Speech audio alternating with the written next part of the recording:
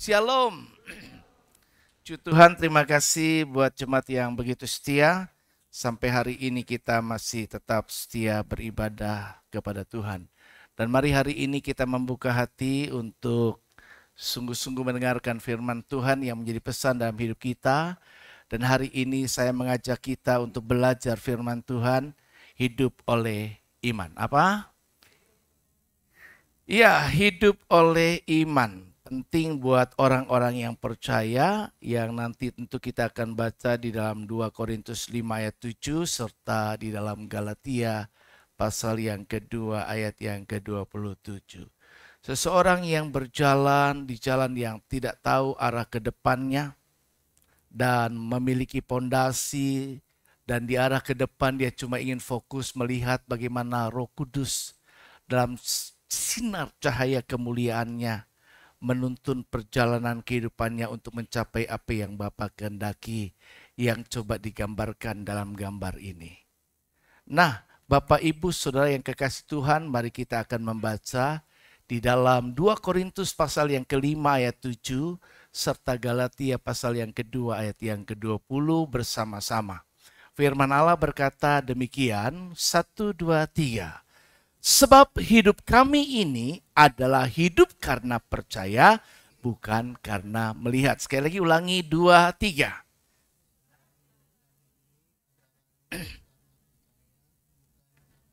Masih belum yang siap semua ya. 2, 3.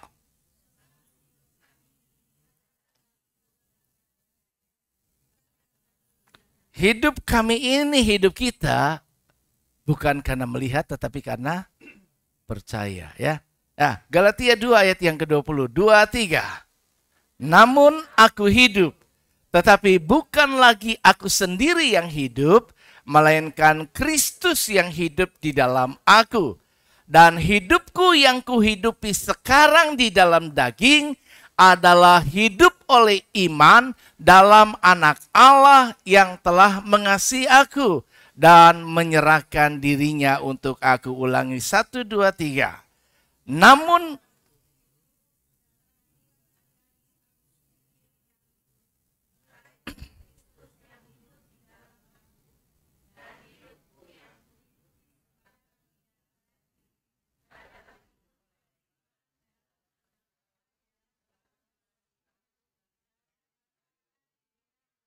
iya, bahwa hidup kita bukan karena melihat tapi karena percaya. Dan hidup yang kita jalani sekarang ini, itu hidup yang tidak hanya diri kita, tetapi Kristus yang ada di dalam diri kita. Semua orang yang percaya dan menerimanya, maka kita mengundang Roh Kudus ada di dalam hidup kita, dan Roh Kudus ini yang perlu kita berikan kesempatan untuk berkarya, untuk mengerjakan sesuatu yang Dia kehendaki. Dan hidup yang kita hidupi di dalam daging ini, di dalam keadaan seperti kita ada sekarang, itu dengan iman percaya kepada Anak Allah, yaitu Yesus Kristus, yang kita yakini begitu mengasihi kita, bahkan telah rela berkorban untuk kehidupan kita. Jadi karena itu, didasari dengan firman ini, mari kita akan melihat sebenarnya apa yang Tuhan inginkan. Saudara-saudara yang Tuhan kasihi, dalam perjalanan hidup kita ini sering menghadapi tentunya kehidupan yang serba tidak pasti di dunia. Penuh tantangan, pergumulan yang menguji keteguhan hati kita. Nah, tentunya dunia mengajarkan kita tentunya hal yang biasa kita tahu, mengandalkan kekuatan sendiri, kemudian melihat dengan fakta kenyataan yang kita jumpai yang ada, kemudian bertindak berdasarkan apa yang nampak nyata, bukan yang tak kelihatan. Tetapi sebagai orang yang percaya, maka firman Tuhan mengajarkan sesuatu yang sangat berbeda dengan yang diajarkan oleh dunia. Di dalam 2 Korintus pasal yang kedua tadi ayat yang ke-7 mengajarkan bahwa hidup kita bukan karena percaya, bukan karena melihat, melainkan karena percaya. Nah, tentunya ayat ini mengingatkan kita bahwa kehidupan Kristen tidak ditentukan oleh apa yang kita lihat secara fisik, tetapi oleh iman kita kepada Tuhan. Nah, firman Allah menjelaskan Ibrani 11 ayat 1, iman adalah dasar dari segala sesuatu yang kita harapkan dan buktinya dari segala sesuatu yang tidak kita lihat. Dan untuk itu tentunya orang Kristen tidak hanya mengandalkan apa yang kita lihat, tetapi mengandalkan Allah yang tak terlihat, namun Dia yang tak terlihat mampu melihat apa yang tidak bisa kita lihat. Nah, tentunya hal ini juga ditegaskan dalam bacaan kita tadi dalam Galatia pasal yang kedua ayat yang ke-20. Namun aku hidup, tetapi bukan lagi aku sendiri yang hidup, melainkan Kristus yang hidup di dalam aku. Nah, orang-orang yang percaya tentu perlu koreksi, introspeksi diri, apakah kehidupan kita sebagai orang yang percaya benar Kristus hidup di dalam kita. Kristus memimpin hidup kita. Kristus berdaulat atas hidup kita. Atau kita yang masih berdaulat atas hidup kita sendiri. Dan kitalah yang membawa hidup kita seperti yang kita mau. Nah, jika benar Kristus yang hidup di dalam kita dan kita cuma beriman kepada anak Allah yaitu Yesus Kristus dan membiarkan Dia yang begitu mengasihi bahkan berkorban untuk hidup kita, memimpin kita, menuntun kita, maka kita akan melihat perbuatan-perbuatan Tuhan yang ajaib, sesuatu hal yang lain yang tidak sama dengan apa yang dianut oleh dunia ini. Nah, ayat ini menunjukkan bahwa hidup oleh iman berarti menyerahkan diri sepenuhnya kepada Kristus dan mempercayainya tanpa keraguan dalam segala aspek kehidupan dan membiarkan Roh Kudus memimpin setiap langkah kehidupan kita. Nah, hari ini mari kita akan belajar merenungkan bagaimana pentingnya hidup oleh iman itu dan bagaimana kita bisa mengaplikasikannya dalam hidup sehari-hari dan bagaimana iman yang sejati itu akan membawa kita kepada kemenangan demi kemenangan di dalam pergumulan kehidupan yang Tuhan izinkan setiap kita akan menghadapinya. Hal yang pertama yang penting buat kita sadari bahwa iman membuat kita tahan uji. Apa? Iman membuat kita tahan uji. Kita bisa tahan banting. Digoncang sana, digoncang sini, diterpa angin badai, pencobaan dan lain sebagainya. Dan itu hanya bisa jika apa yang ditulis Kolose 2 ayat 7 yang pernah kita bicarakan dalam firman ini benar-benar ada pada kita.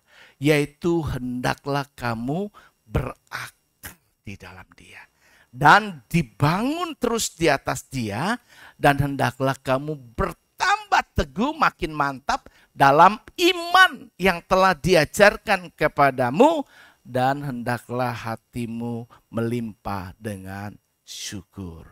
Kita sampai pada level bisa melihat apa yang tidak bisa kita lihat, tapi melihat apa yang Allah lihat dan mempercayai apa yang tidak bisa kita lihat secara kasat mata, bahwa pekerjaan-pekerjaan Tuhan itu pasti selalu adalah baik, sehingga kita menjadi orang yang selalu akan bersyukur kepada Tuhan dalam segala hal. Karena itulah yang dikehendaki Allah bagi kita sekalian. Setiap orang percaya pasti akan mengalami ujian. Tetapi imanlah yang membuat kita mampu tetap berdiri. Kita bisa belajar dari beberapa tokoh dalam gambar yang ada nampak di sana. Siapakah orang-orang yang ada dalam gambar itu? Gambar paling kiri menggambarkan tokoh Ayub. Ayub kehilangan seluruh harta. Dia tidak hanya cuma harta benda yang hilang, tetapi juga anak-anak. Bahkan bukan cuma anak-anak, dirinya sendiri mengalami keadaan yang begitu amat buruk. Dari ujung kepala sampai telapak kaki bisul dan gatal luar biasa, sampai istri teman hidupnya pun merasa jijik atasnya, meninggalkannya dan mengajar mendorong untuk mengutuk Allahnya. Tidak lagi perlu percaya kepada Dia, sebab apa yang engkau alami ternyata sedemikian buruk. Dan kalau Tuhan benar katanya mengasihi engkau, bahkan mau berkorban untuk engkau, mengapa semua ini kita alami? Tetapi Ayub tetap bisa bertahan di situasi yang manusia, kalau saya dan saudara ada di posisinya atau bisa berakting seperti Ayub, rasanya mungkin ceritanya berbeda seperti cerita Ayub. Betul ya? Potensi kita jauh lebih bertentangan dengan kesaksian Alkitab tentang hidup Ayub. Itu sebabnya nggak salah Alkitab menulis di awal tentang profilnya Ayub, bahwa dia orang yang saleh, orang yang hidup takut akan Tuhan, yang jujur, yang melakukan apa yang baik dan berkenan kepada Tuhan. Imannya terbangun, ia memiliki akar yang kokoh, sehingga ketika badai cobaan menerpa dia, iblis pun cemburu atas kesuksesan yang dia alami. Oleh karena Allah begitu memberkati, maka iblis mencobai dan berusaha minta izin Tuhan agar dengan alasan karena engkau memberkati, engkau melindungi, engkau membentengi, hidupnya enak, pantas dia tetap baik sama Tuhan. Coba kalau diuji, dicoba dengan sesuatu yang buruk, apa dia tetap setia? Nah, hidup kita pun sama. Ya. Kita berada di akhir zaman, sekali lagi terus diingatkan. Kita akan menghadapi situasi-situasi yang tidak lebih mudah dari waktu ke waktu. Perjalanan hidup kita makin tertantang berat, dan disitulah ujian iman benar-benar akan terjadi.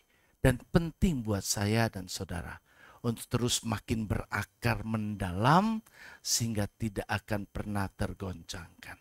Seperti Ayub yang pada akhirnya mampu berkata, Tuhan yang memberi, dia juga yang mengambil, maka terpujilah Tuhan.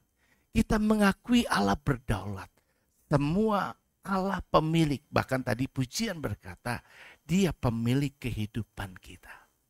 Jadi dia berhak memperlakukan kita sebagaimana yang dia inginkan, sesuai kerelaan hatinya, kata firman Tuhan. Jadi kita nggak punya hak untuk komplain sama Tuhan. Tapi sekalipun demikian, firman Tuhan mengajar jelas, Allah nggak sebegitu buruknya kok. Sebenarnya dia pasti yang baik. Cuma manusia yang seringkali ya dalam prosesnya Tuhan, yang ingin membuat kita, karena dari Tuhan itu kita yakinin adalah ujian, dari iblis adalah pencobaan. Maksud tujuan Tuhan selalu membawa kita makin naik dan bukan turun. Membuat kita menjadi kepala dan bukan ekor. Itu rumusan Tuhan. Dan untuk semua itu Tuhan mau melatih. Manusia yang tidak pernah melatih diri, melatih iman, melatih kerohanian, dia menjadi manusia yang lemah. Dalam natur kehidupan manusia, kita punya organ tubuh yang tidak terlatih, maka kita akan lebih mudah terjangkit penyakit, bahkan cepat mendekati kematian. Jadi sebabnya Tuhan terus ingin melatih kita. Dalam perjalanan dari Jepang ke Jakarta, orang yang import itu ikan yang begitu mahal, dalam pengiriman kargo, dia harus ditaruh ikan yang membuat ikan ini bisa bergerak dan tetap hidup. Agar bisa sampai ke tempat tujuan dalam keadaan yang tetap segar. Seandainya dia tidak dimasukkan ikan yang akan menantang dia untuk menggigit dan lain sebagainya mengganggu, tentu ikan ini akan terlena, tertidur, dan akhirnya sampai di tujuan dia mati. Hidup kita diizinkan Tuhan mengalami banyak hal, karena Tuhan ingin supaya hidup kita tetap survive dalam perjalanan menuju negeri perjanjian yang bakal, yaitu surga abadi. Nah, yang kedua kita bisa lihat ada Bapak Abraham tuh ya. Bapak Abraham ya, Bapak Abraham ini tentunya akan menjadi bapak orang percaya. Bapak orang percaya setelah teruji benar dia melampaui orang-orang yang beriman. Ya, ketika dia terima janji Tuhan, diuji oleh Tuhan. Ya, menanti janji Tuhan saja butuh waktu berapa tahun? Berapa tahun waktu Abraham itu dijanjikan mau punya anak? Berapa? 25. Umur berapa? Umur? Enggak, waktu dijanjikan umur berapa? 75, iya. Dapat anaknya umur berapa? 100. Berapa tahun? Lama enggak? Super lama. Coba kalau ada kita nih yang kasih janji dan ditepatinya 25 tahun kemudian. Udah say goodbye. Sampai di sini. Gak mungkin lah kita bisa tahan. Memang dalam perjalanannya dia akan digodai. Kita melihat perjalanan Abraham akhirnya tergoda karena sayang sama istri, ya, nurut sama istri, istrinya sodorkan tanpa iman yang kuat, ya suruh ambil gundiknya, ya itu jadi biang kerok nantinya. Tapi pada akhirnya janji Tuhan tidak pernah tidak ditepati. Itu coba manusia mau menyimpang dan menggantikan janji Tuhan. Enggak, Tuhan bilang bukan itu.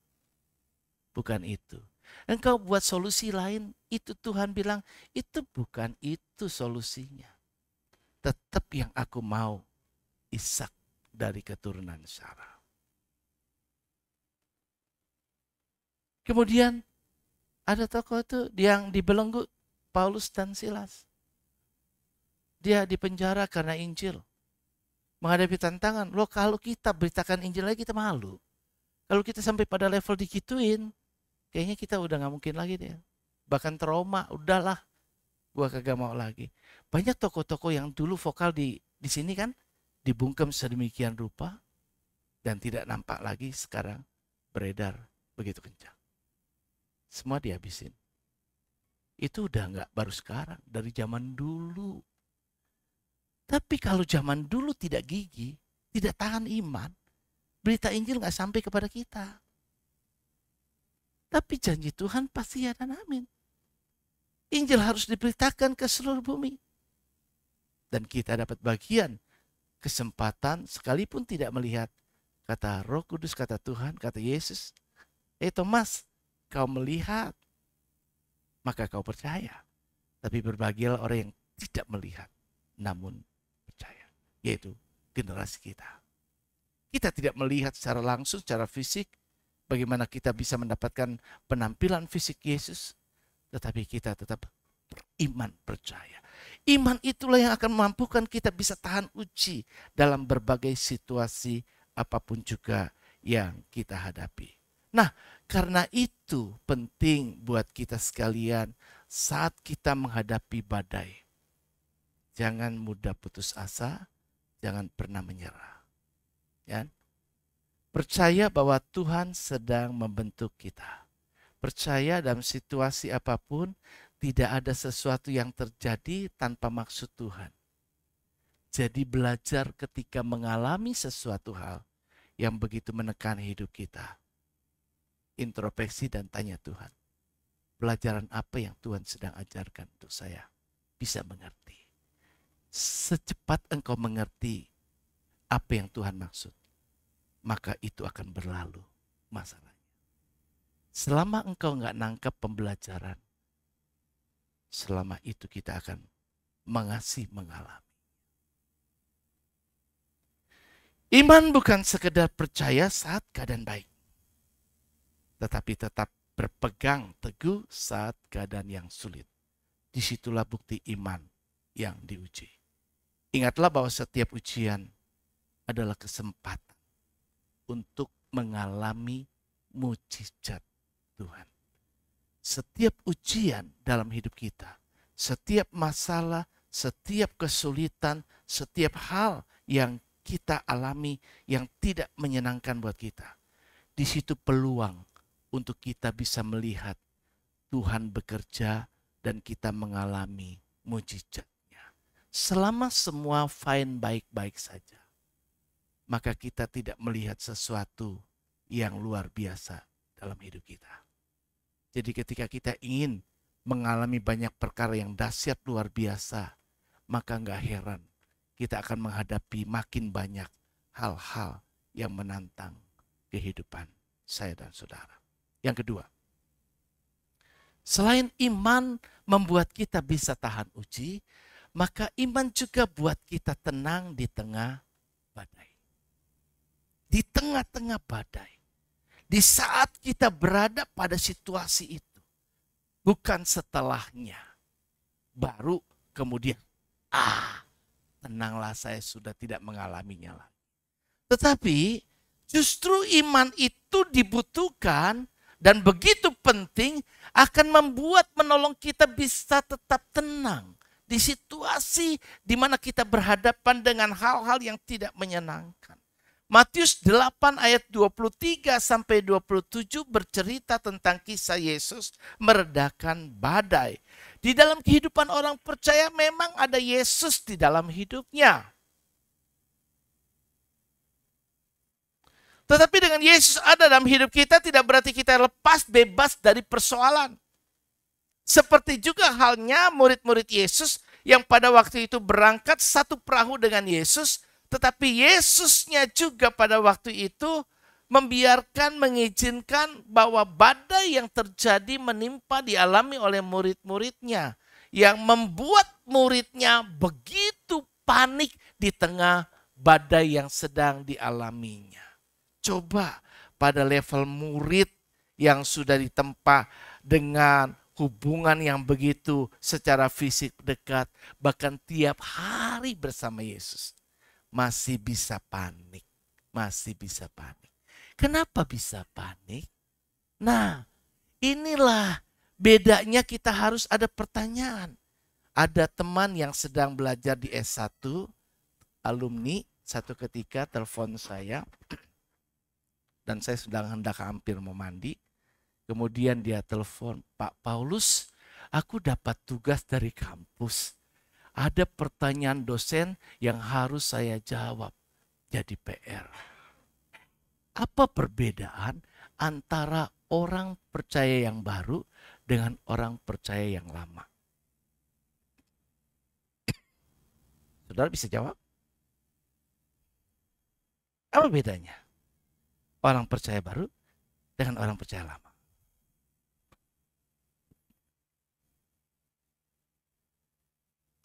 Saya bilang ada dua perspektif. Orang percaya baru dalam hal ini perlu sebenarnya kamu tanya dosen maksudnya yang mana. Perspektif pertama adalah yang dimaksud dengan pertanyaan ini. Orang percaya baru dengan orang percaya lama adalah orang percaya yang masa hidupnya lama dengan kehidupan yang sudah baru. Itu perspektif yang pertama. Sudut pandang yang kedua adalah orang percaya yang lama dalam kurun waktu. Kamu sudah lama jadi orang percaya dengan kamu baru jadi orang percaya. Paham dua perspektif tadi ya? Yaitu kehidupan lama dengan kehidupan baru. Orang percaya bedanya kehidupan lama dia dengan kehidupan baru. Karena banyak orang percaya yang hidup lama dengan hidup barunya gak berubah. Paham? Dulu saya A, sekarang saya tetap A. Walau saya katanya orang percaya. Terus bedanya di mana? Kemudian perspektif kedua, orang percaya yang sudah lama percaya sama orang yang baru percaya. Atau boleh baru berapa tahun lah sama orang yang sudah puluhan tahun. Terus bedanya apa? Tuhan tolong saya bisa memberikan jawaban 5 poin yang A, 5 poin yang B. Catat. Nanti kita belajar itu.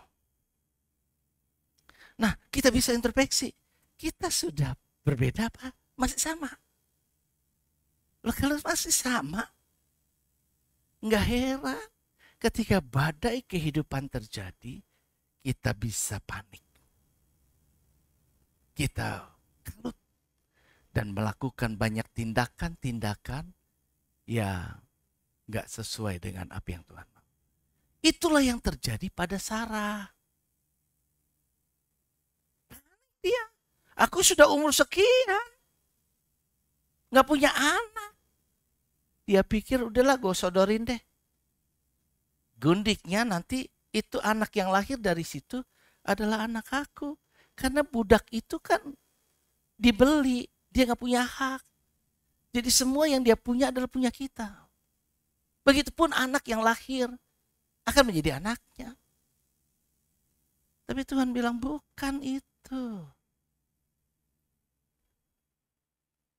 That is not the right solution. Itu bukan solusi yang benar, itu bukan solusi yang tepat. Ya. Nah, ini sekalipun seperti itu, tapi Yesusnya bisa tenang. Kenapa Yesus bisa tenang? Ya memang dia adalah Tuhan, tetapi dia manusia 100% kok. Kenapa? Karena Yesus mau kasih contoh, aku tuh percaya sama Bapa. Percaya. Bapak kasih tugas aku. Rencananya gak mungkin gagal. Aku gak mungkin mati sebelum rencananya tercapai. Dan aku siap untuk melaksanakan rencana Allah. Dia santai. Dia bahkan bisa tertidur di tengah-tengah situasi yang ini. Banyak orang ada masalah gak bisa tidur kan? Betul gak? Benar. Kita dilanda dengan pikiran jadi insomnia ya. Insomnia ya. Punya penyakit jadi nggak bisa tidur. Berbahagialah orang yang begitu merem langsung bisa ke negeri kayangan. Ya kan? Bangun-bangun sudah sampai ke tempat tujuan. Itu enak banget tuh. Ya kan? Coba kalau dia begitu merem masih jalan-jalan. Ya kan? Ke Senen ya kan ya. Kemana. Itu matanya merem. Bodinya tergeletak tidur. Tapi pikirannya masih terus berkelana. Kualitas tidur sangat rusak. Dan tentu hal itu gak penting berapa lama. Begitu juga hidup kita dalam iman. Gak penting berapa lama kita sudah jadi orang percaya. Jadi Kristen. Tapi kalau kita berkelana dengan sesuatu yang kayak gini, hidup kita tidak berkualitas. Iman kita tidak akan membuat kita bisa tetap tenang menghadapi badai kehidupan. Banyak kali kita seperti murid-murid Yesus takut panik saat badai menerpa. Kita lupa bahwa Yesus ada dalam perahu kehidupan kita. Jika Yesus ada dalam diri kita, kita tidak perlu takut sebenarnya karena Dia mengendalikan segala sesuatu dan berkuasa atas segala sesuatu.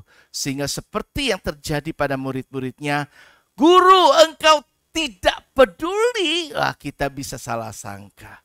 Kita bisa komplain sama Tuhan dan bukan bersyukur. Tapi Kolose 2 ayat 7 dan berkata tadi, hati kita akan melimpah dengan syukur jika kita berakar sama Tuhan, mampu melihat setiap peristiwa ada maksud dan rencana Tuhan yang terbaik, dan kita percaya Dia tidak akan membiarkan kita dicobai melampaui kekuatan kita, dan pada saat kita dicobai Dia akan memberikan jalan keluar supaya kita dapat menanggungnya. Dia mampu meredakan. Kuncinya Tuhan cuma bilang, hai kamu angkatan yang ada 2 yang ditampilkan Injil, tidak percaya atau paling tidak kurang percaya. Masalahnya adalah iman. Iman.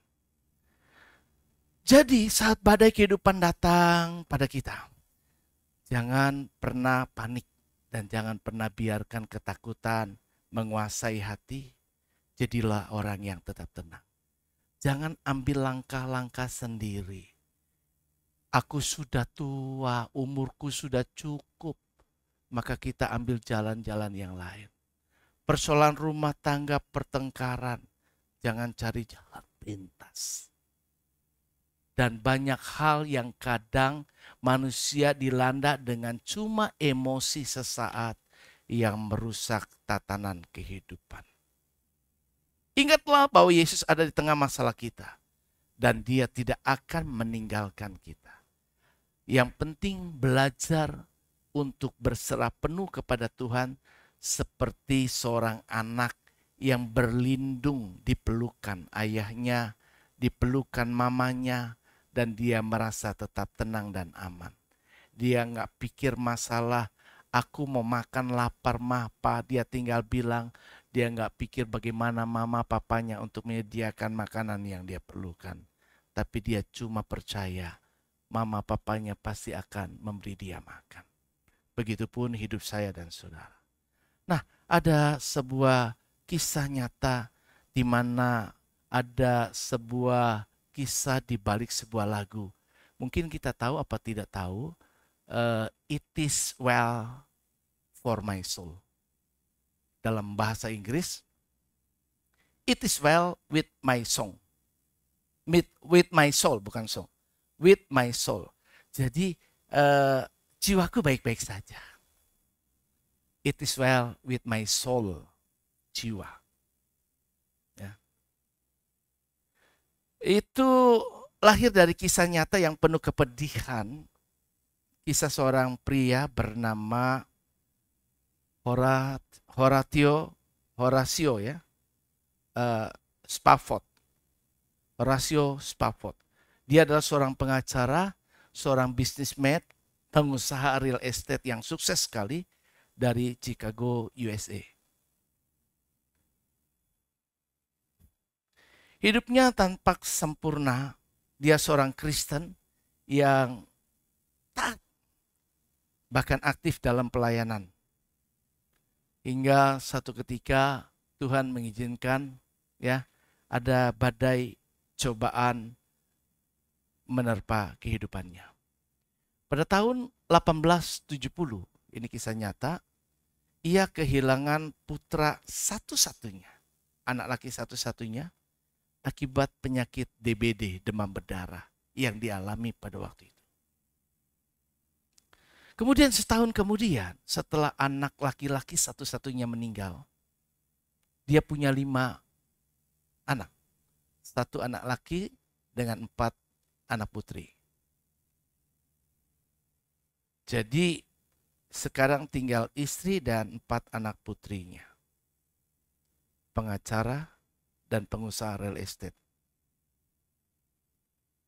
Di tahun 1870 ia kehilangan putra satu-satunya karena penyakit DBD, dan setahun setelah itu ya terjadi kebakaran hebat di Chicago, tempat dia di mana ada, selama 3 hari berturut-turut, dan hal itu memakan korban dalam sejarah 300-an jiwa melayang lenyap, menghanguskan begitu banyak bangunan dan gedung dan real estate, dan termasuk juga menghanguskan seluruh properti dia. Kehilangan anak laki satu-satunya, dan kini setahun setelah itu dia kehilangan semua properti dia, harta bendanya. Kejadian ini membuat Spafford dan keluarganya merasa amat terpukul sekali. Namun sebagai orang yang percaya dalam kesedihan itu, ia merencanakan perjalanan ke Eropa bersama istri, yaitu istrinya namanya Anna, kemudian dengan 4 anak putrinya, untuk menyaksikan seminar di El Moody. Dan namun ketika Spafford merencanakan ini dan hendak berangkat, tiba-tiba mendapat masalah di dalam bisnis yang dia hadapi, sehingga masalah yang dia hadapi dalam bisnis itu membuat dia tidak bisa pergi bersama dengan keluarganya. Akhirnya dia minta supaya, "Mah, ajak putri kita, anak-anak, kamu berangkat dulu saja, naik kapal yang mewah. Aku sudah belikan tiket buat kalian. Kalian pergi dulu, nanti aku akan menyusul." Wow. Namun pada tanggal 2 November 1973, ketika kapal Valderhoof meluncur di atas lautan yang tenang, para penumpang tersentak dari tempat tidurnya karena ternyata kapal yang dia tumpangi itu bertabrakan ya dengan perahu layar besi dan membuat air dalam laut itu masuk ke kapal seperti dahsyat air terjun ya, dan kapal yang ternyata kokoh perkasa itu mulai tenggelam. Dan hal itu Tentunya pertaruhan dengan 226 jiwa yang ada di kapal mewah itu. Termasuk istri dan 4 putrinya. 4 putrinya ini terbawa ombak dan tewas. Istrinya tersangkut dan memegang sebuah hal yang menjadi pecahan. Dan dia salah satu korban dari 47 korban lainnya yang masih bisa selamat namun keadaan sekarat. Sampai akhirnya dia kirim telegram kepada suaminya, "Pak, aku sendirian. Anak kita mati semua." Di saat situasi seperti itu, di tengah bisnis yang juga sedang harus dihadapi, maka dia beli tiket untuk menyusul menemui istrinya. Kapten kapal dalam pelayaran menunjukkan, "Saya perkirakan disinilah tempat kapal istri Anda dan anak-anak itu tenggelam." Dalam situasi yang amat pedih, anak laki satu-satunya hilang. Harta benda ini mirip kayak Ayub. Dan kini 4 putrinya pun mati.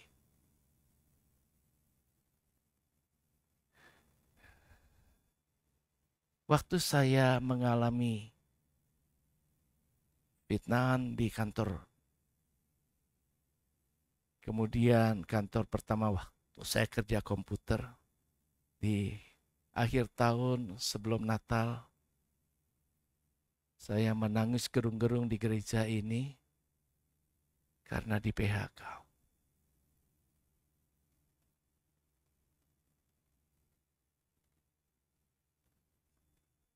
Tiga atau 4 bulan setelah itu, papa saya meninggal. Teman dekat saya di kantor WA, atau bukan WA, dulu pakai BlackBerry ya, gitu ya. Itu chatting saya, "Pak Paulus, kamu terlalu lugu, kamu seperti orang yang jatuh ketiban tangga." Sakit sekali. Waktu itu saya tipe orang yang sentimental, nggak tahu tipe apa itu karakternya. Saya suka masih nulis di diary, dan saya punya diary, saya tulis betapa sakit hati ini.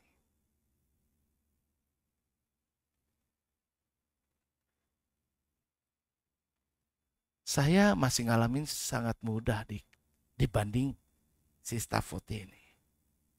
Tapi tiba-tiba karena dia orang yang percaya sama Tuhan, Roh Kudus bicara kepada dia, memberikan kekuatan dan penghiburan, maka kemudian dia belajar untuk memuji dari batinnya. Dia puji dan dia tulis himnenya dengan kata-kata yang muncul pada waktu itu. Kata-katanya adalah, "It is well." It is well with my soul. When peace like a river attended my way. Ketika kedamaian bagaikan sungai mengalir di jalanku. When sorrow like sea billow rolls. Ketika kesedihan bergulung bagaikan ombak laut. Whatever my lot, thou hast taught me to say. Apapun nasibku, engkau telah mengajari aku untuk berkata, "It is well, it is well with my soul." Jiwaku baik-baik saja. Dengan apa yang Roh Kudus katakan kepadanya, dia bisa tetap tenang. Dan akhirnya itu di Indonesia, dari lagu Inggris ini diterjemahkan, "Tenanglah jiwaku." Gak mudah untuk tetap tenang di situasi badai kehidupan. Ada banyak kadang-kadang sekalipun kita orang percaya, kita memiliki punya cara-cara penyelesaian yang tidak sesuai karena kepanikan kita pada saat itu. Tapi orang yang tetap tenang, sekalipun badai cobaan menerpa dirinya, dia mampu tetap tegak berdiri di tengah badai kehidupan yang menerpa. Yang terakhir, iman membawa kita kepada kemenangan. Masih ingat yang pertama tadi apa? Iman membuat kita tahan uji. Yang kedua, iman membuat kita tenang di tengah badai. Dan yang ketiga, iman membawa kita kepada kemenangan. Roma 8 ayat 37 berkata demikian. Tetapi dalam semuanya itu, kita lebih daripada orang-orang yang menang.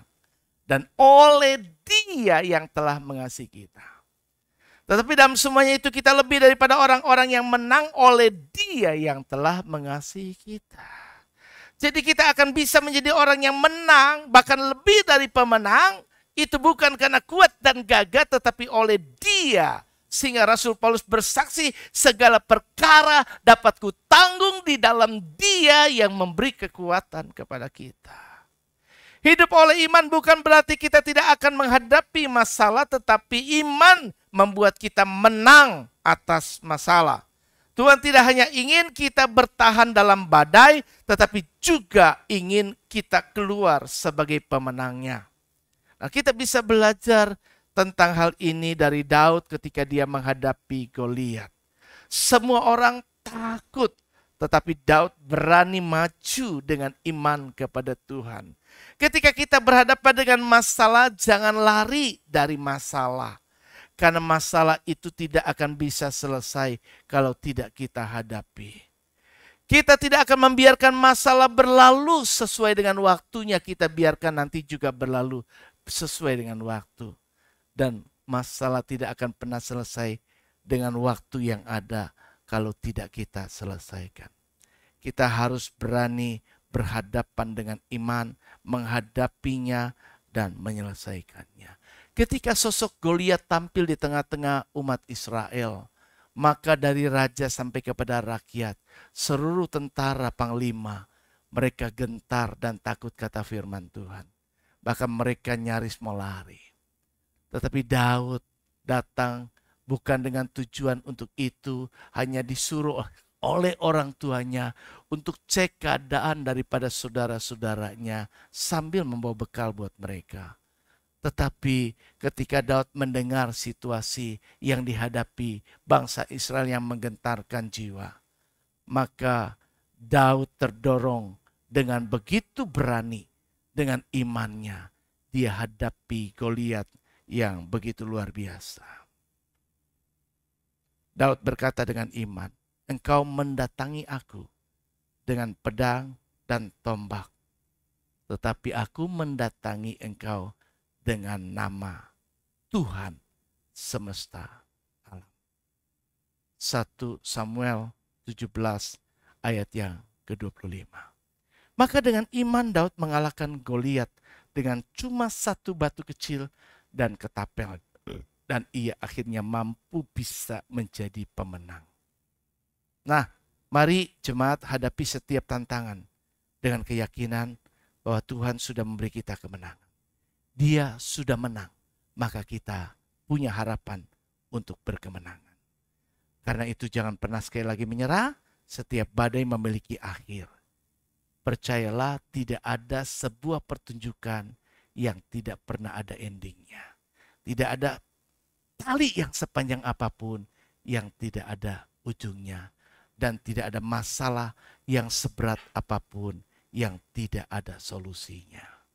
Setiap kunci gembok yang ada sudah dibuat Sang Pencipta dengan anak kuncinya. Itu sebabnya setiap persoalan pasti ada jalan keluar. Jika kita mau tetap percaya sama Tuhan. Yuk dalam situasi seperti itu belajar seperti Stafford yang tadi.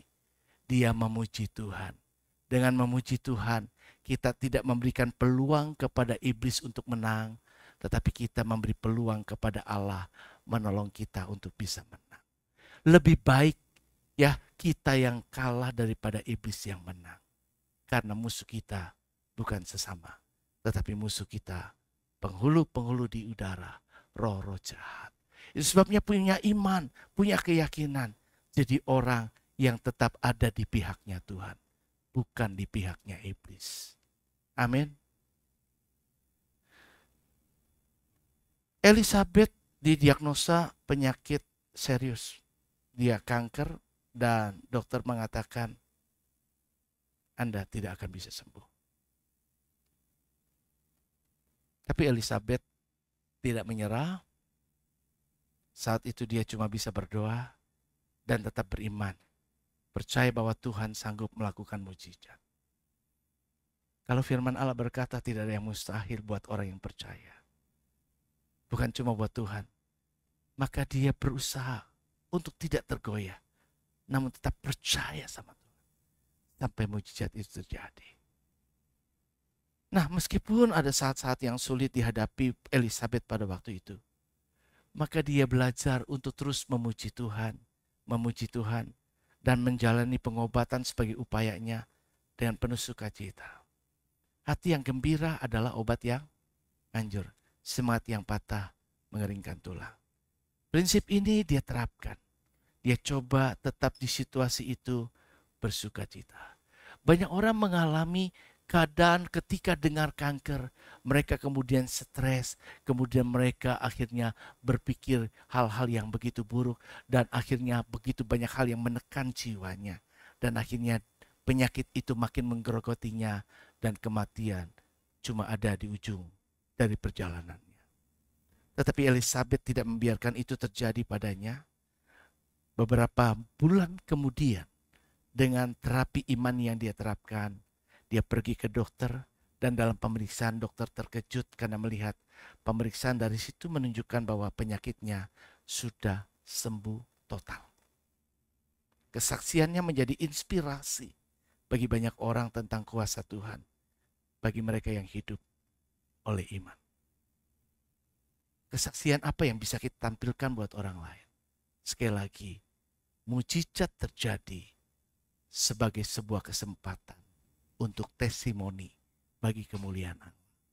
Ketika Allah tolong kita, ketika mujizat terjadi, jangan bilang dokternya hebat, jangan bilang penyakitnya ringan, tapi bilang Allahnya yang maha besar. Amin. Muliakan dia, karena dia telah banyak menolong kita. Tuhan memberkati. Mari kita bangkit diri. Yuk kita angkat lagu pujian. Banyak perkara tak dapat kita mengerti. Tapi kita punya satu hal keyakinan. Allah peduli. Dia pasti akan menolong setiap kita yang tetap percaya kepadanya.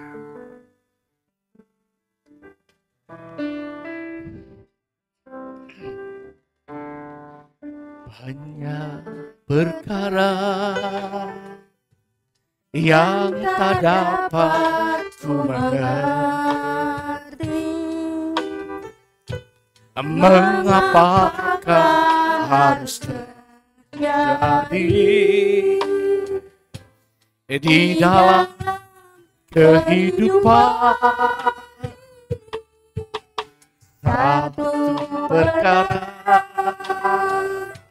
yang ku simpan dalam hati, tiada sesuatu pun yang terjadi tanpa Allah peduli. Allah mengerti, Allah peduli segala persoalan yang kita hadapi. Takkan pernah Dibiarkannya ku bergumul sendiri, sebab Allah mengerti. banyak perkara yang tak dapat kita mengerti. Banyak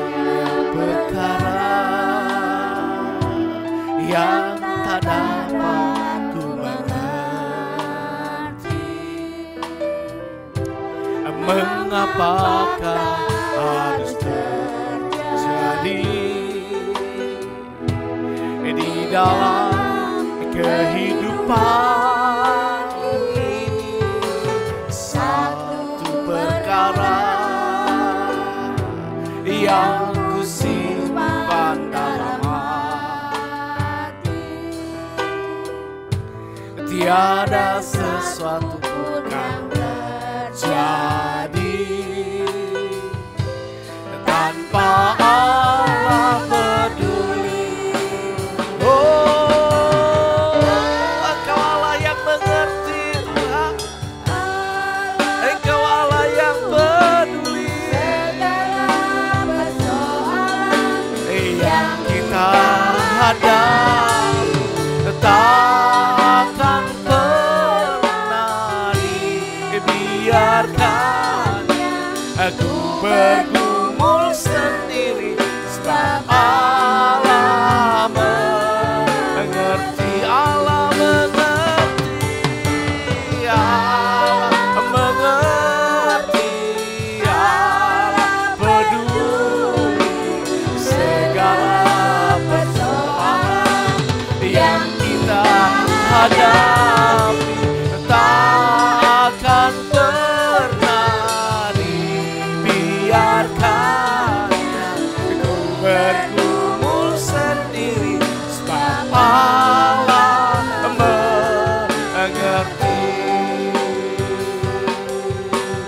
Ku bergumul sendiri, sebab Allah mengerti. Ku bergumul sendiri, sebab Allah mengerti.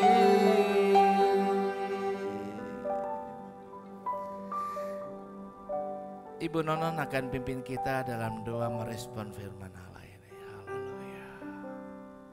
Haleluya. Terima kasih Tuhan. Firman Tuhan yang sudah kami terima. Thanks, Lord. Kami diajar untuk tetap beriman dalam setiap keadaan yang kami hadapi Tuhan. Kami diajar untuk boleh selalu tahan uji. Mungkin sekarang kami ada dalam tengah-tengah badai tofan yang melanda kehidupan kami. Entah penyakit Tuhan, entah keuangan Tuhan. Entah hubungan keluarga yang sedang tidak baik-baik saja Bapa. Tapi biarlah kami boleh bertahan Tuhan di tengah badai gelombang kehidupan kami. Biarlah iman itu boleh tetap tumbuh dalam kehidupan kami. Karena iman bukan hanya melihat. Tapi kami percaya Tuhan, kalau kami jemaat keluarga besar GBI Gunung Sari mampu menghadapi setiap apapun yang sedang menimpa kami Tuhan. Kami boleh berjalan membawa iman kami. Kami boleh tahan uji menghadapi itu semua Tuhan. Kami boleh tenang menghadapi badai kehidupan kami Tuhan. Karena kami tahu Tuhan kemenangan sudah menanti Tuhan. Di akhir semua yang kami hadapi, kami tampil, kami keluar sebagai pemenang-pemenang iman Tuhan. Kami melihat kuasa Allah nyata. Kami melihat perbuatan Allah yang berikan kami itu hidup Tuhan. Biarlah kami boleh menyadari terus akan hal ini Tuhan.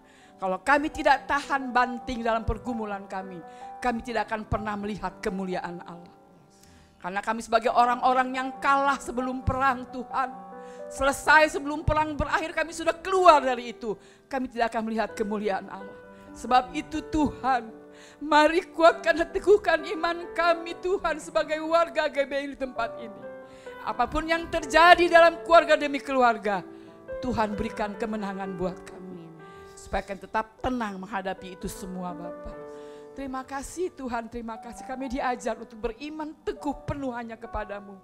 Memberkati Bapak Gembala kami Bapak Paulus Pujianto Tuhan.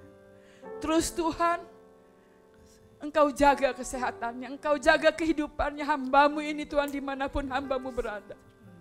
Biarlah ia boleh berdiri kokoh Tuhan, berikat pinggangkan kebenaran Tuhan, untuk boleh maju terus di dalam pelayanan Tuhan. Dimanapun hambamu berada, suara Tuhan diperdengarkan, banyak orang dimenangkan. Banyak orang dipulihkan Tuhan. Banyak orang disembuhkan dari segala macam penyakit apapun. Termasuk sakit batin Tuhan. Sakit hati Tuhan. Biar lewat kebenaran firman ini Tuhan. Kami semua yang sakit hati dapat dibebat oleh Roh Kudus-Mu Allah yang menenangkan jiwa kami Bapa. Terima kasih Tuhan. Berkati anak-anaknya Tuhan, cucunya Tuhan, menantunya Tuhan, semuanya Engkau berkati. Dan mereka semua adalah dalam lingkupan Allah. Boleh bekerja sama terus maju Tuhan di dalam pelayanan Tuhan. Kalau mungkin ada yang sudah undur pada saat ini, kembalikan kepada kasih yang mula-mula Tuhan untuk mulai terus bergandengan tangan Tuhan. Melawan arus Tuhan, melawan iblis Tuhan yang mau menyeret kami kepada hal-hal yang tidak baik Tuhan. Kami boleh terus maju Tuhan di dalam Engkau. Supaya pada saatnya nanti kami terima mahkota kehidupan. Kami terima kenyataan Tuhan bahwa Allah ada di pihak kami Bapa. Terima kasih Bapa. Terpuji-pujilah nama-Mu. Di dalam nama Tuhan Yesus Kristus. Segala pujian, hormat, syukur kami kembalikan hanya bagi-Mu. Terima kasih Bapa, mari semua kita katakan amin.